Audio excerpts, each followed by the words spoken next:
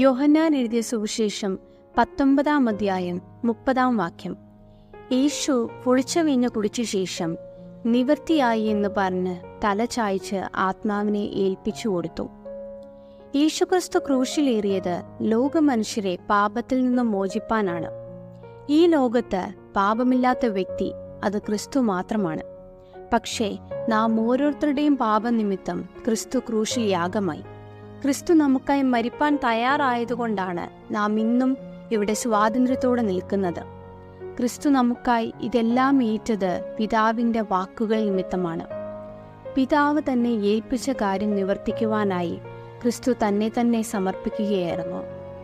ആ പിതാവിനോടുള്ള സമർപ്പണം അഥവാ കീഴ്പ്പെടൽ, അതാണ് നിവർത്തീകരണത്തിന് കാരണമായത്. അപ്പോൾ നമുക്കും ക്രിസ്തുവിൽ ഒരു കീഴ്പ്പെടൽ ആവശ്യമാണ്. എങ്കിൽ മാത്രമേ നമുക്ക് ക്രിസ്തുവിൽ വളരാൻ സാധിക്കൂ.